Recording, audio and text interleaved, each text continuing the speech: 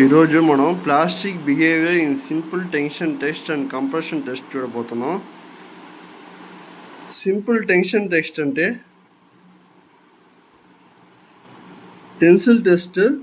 Tensile stress అనేది మనం induce చేస్తాం. సింపుల్ కంప్రెషన్ టెస్ట్ అంటే దాన్ని కంప్రెస్ చేస్తాం. అంటే ఇలా ప్రెస్ చేస్తే దాన్ని కంప్రెషన్ అంటాం. అదే ఇక్కడ చూపించున్నాం. కంప్రెషన్ అంటే ఇలా ప్రెస్ చేస్తాం, ఇలా పోయేది కంప్రెషన్. అది ఇలా లాగినప్పుడు అది టెన్షన్. సో ఈ రెండు రకాల దాంట్లో ప్లాస్టిక్ బిహేవియర్, ఈ సింపుల్ టెన్షన్ టెస్ట్ మిషన్ ఏదైతే ఉందో ఈ సింపుల్ టెన్షన్ టెస్ట్ మిషన్లో మనం ప్లాస్టిక్ బిహేవియర్ అనేది చూడబోతున్నాం. మనం ఎలాస్టిక్ బిహేవియర్ చూస్తుంటాం, కానీ ప్లాస్టిక్ బిహేవియర్ ఈ సింపుల్ టెన్షన్ టెస్ట్లో కంప్రెషన్ టెస్ట్లో చూడబోతున్నాం.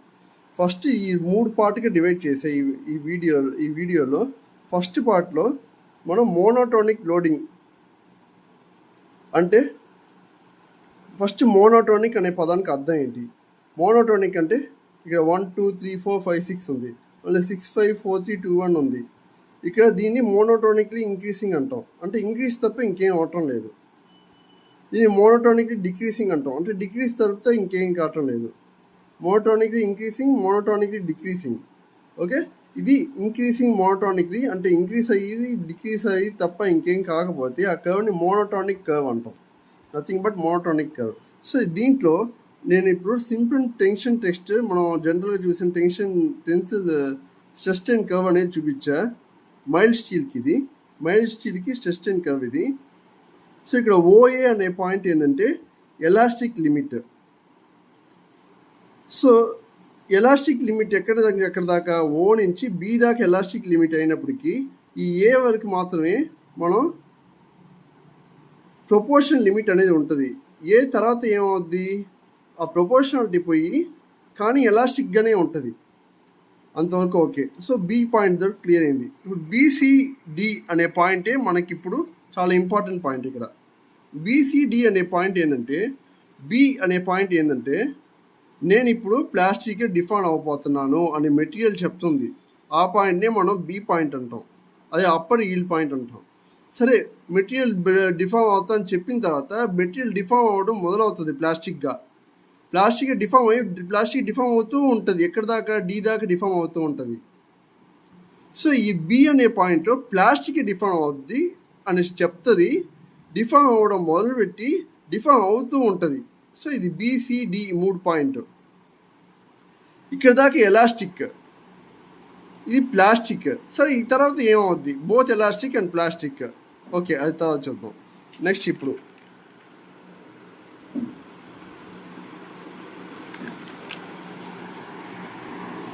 పార్ట్ 2. ఈ పార్ట్ 2లో మనం ఏం చూడబోతున్నాం అంటే ఈల్డ్ పాయింట్ తర్వాత మనం ఏం చేసామంటే ఈల్డ్ పాయింట్ ఇక్కడ దాకా ఈల్డ్ పాయింట్ తర్వాత ఈల్డింగ్ స్టార్ట్ అయిన తర్వాత సమ్ అన్నోన్ పాయింట్ ఏలో మనం ఏం చేసామంటే వదిలేసాం, అంటే లోడ్ని కంటిన్యూ చేయకుండా వదిలేసాం. అప్పుడు ఏమవుతుంది అనేది ఇక్కడ చూస్తున్నాం మనం. సో ఇప్పుడు ఏమైందంటే ఈల్డ్ అవుతూ లీనియర్గా ఈల్డ్ అయింది కదా, లీనియర్ ప్రపోర్షనల్ లిమిట్లో ఈల్డ్ అయింది. అంతే, ఏంది లీనియర్గా ఈల్డ్ అయింది. సో ఇక్కడ నుంచి మనం ఏమైంది, కొంచెం ఈల్డింగ్ అనేది లీనియర్గా ఎలాస్టిక్ అయింది, లీనియర్గా ఎలాస్టిక్గా వచ్చింది. ఇక్కడ నుంచి ఎలాస్టిక్ కొంచెం ఏమైంది, ఎలాస్టిక్ కొంచెం మనకి కొంచెం లీనియర్ కాకుండా కొంచెం కర్వ్ వచ్చింది. ఈ తర్వాత ఏమైంది, ఈల్డింగ్ స్టార్ట్ అయింది. ఈల్డ్ అవుతూ ఉంది. ఇక్కడ మనం వదిలేసిన తర్వాత ఏమవుద్దంటే ఇదే పాత్ రిటర్న్ అవ్వకుండా ఇక్కడ ఈల్డింగ్ అయింది కాబట్టి ఇక్కడ వదిలేసి ఉంటే ఇదే పాత్ వచ్చేసి ఉండేది. కానీ ఇక్కడ వదిలేస్తుంటే ఇక్కడ ఎక్కడ వదిలినా కూడా ఏమవుతుందంటే అదే పాత్ రాదు. ఇక్కడ ఈ ఏ లైన్ అయితే ఉందో ఈ లైన్ ప్యారలల్గా ఒక లైన్ అనేది వస్తుంది అనమాట. ప్యారల్గా వచ్చి ఈ బి పాయింట్లో ఎండ్ అవుద్ది. సో ఇది పార్ట్ 2లో ఫస్ట్ పాయింట్. సెకండ్ పాయింట్ ఏంటంటే ఈ ఫస్ట్ పాయింట్లోనే ఏంటంటే మనకి ఈ పార్ట్ 2లోనే ఫస్ట్ పాయింట్ ఏంది, ఇక్కడ దాకా బి దాకా వచ్చాం మనం. బిలో ఓబి అంటే ఏంది చూస్తాం. ఇది ఫస్ట్ పాయింట్లోనే ఓబి అని ఏదంటే మన దీన్ని ఏమంటామంటే residual strain or plastic strain అంటాం. ఓబీని రెసిడ్యువల్ స్ట్రెయిన్ ఇక్కడ రాస్తున్నాను చూడండి, residual strain or plastic strain అంటాం. Okay, OB.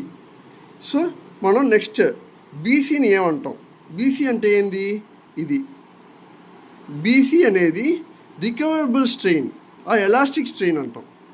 ఓకే, ఇప్పుడు నెక్స్ట్ ఇది ఫస్ట్ పాయింట్ అయిపోయిందండి. ఫస్ట్ పాయింట్ చూడండి ఒకసారి. నెక్స్ట్ సెకండ్ పాయింట్ చూడండి ఒకసారి. సెకండ్ పాయింట్ ఏం చెప్తుందంటే,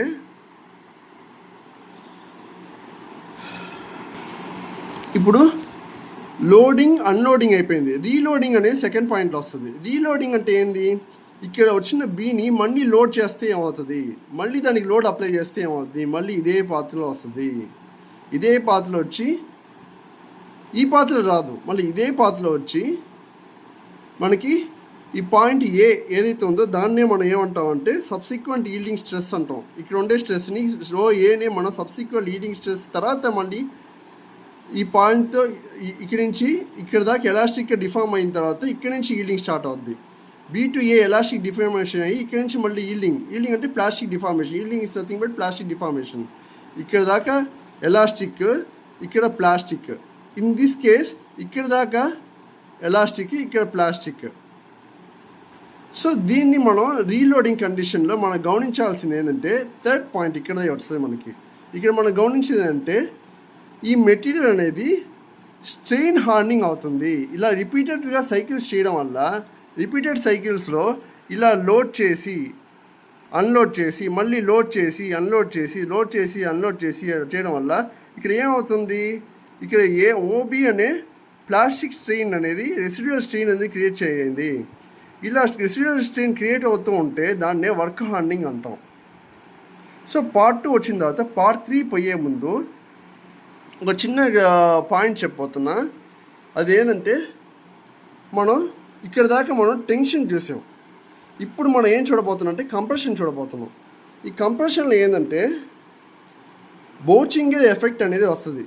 అంటే బౌచింగర్ ఎఫెక్ట్ అంటే ఏంటంటే ఇప్పుడు మనం ఇక్కడ దాకా టెన్షన్ చేసి ఇక్కడ కంప్రెషన్ చేస్తే మనం ఏమైందంటే మెటీరియల్ ఏమవుతుందంటే వర్క్ సాఫ్ట్నింగ్ అవుతుంది. వర్క్ సాఫ్ట్నింగ్ ఇక్కడ ఏమైంది, వర్క్ హార్డనింగ్ అయింది, ఇక్కడ వర్క్ సాఫ్ట్నింగ్ అవుతుంది. Work softening is nothing but ఇప్పుడు ఇక్కడ నుంచి కంప్రెస్ చేసాం మెటీరియల్ని, కంప్రెస్ చేస్తే ఇక్కడ దాకా వచ్చి కంప్రెస్ అయిన తర్వాత ఈల్డింగ్ అవుతుంది. కానీ ఇక్కడ కంప్రెస్ చేసేటప్పుడు ఒకసారి మనం ఏం చేసామంటే ఈ యొక్క మెటీరియల్ని బాగా టెన్షన్ చేసిన తర్వాత కంప్రెస్ చేస్తే ఇలా ముందే ఈల్డింగ్ అయిపోద్ది. దీన్నే బౌచింగ్ ఎఫెక్ట్ అంటాం. సో ఈ బౌచింగ్ ఎఫెక్ట్ అనేది కంప్రెషన్లో మనం చూసాం. కంప్రెషన్లో ఏం గమనించాం, ఇక్కడ బౌచింగ్ ఎఫెక్ట్లో వర్క్ సాఫ్ట్నింగ్ అనేది జరిగింది. అంటే టెన్షన్ చేయడం వల్ల కంప్రెస్ చేస్తే ఇప్పుడు వర్క్ సాఫ్ట్నింగ్ అనేది జరిగింది. ఇదే case in case of brittle material such as cleavage type అంటే క్యాస్ట్ ఐరన్. క్లీవేజ్ టైప్ అనేది క్యాస్ట్ ఐరన్. షియర్ టైప్ అంటే మైల్డ్ స్టీల్. మైల్డ్ స్టీల్ అనేది షియర్ టైప్ మనం చూసిన టెన్షన్ టెస్ట్లో ఇప్పుడు అంతా చూసేది మైల్డ్ స్టీల్. కానీ ఇప్పుడు మైల్డ్ స్టీల్ ఏం చూసాము, బౌచింగ్ ఎఫెక్ట్ ఎట్లా చూసామో అదేలాగా క్లీవేజ్ టైప్ క్యాస్ట్ ఐరన్లో కూడా ఏమవుద్దంటే కంప్రెస్ చేసినప్పుడు వర్క్ సాఫ్ట్నింగ్ అనేది జరుగుతుంది.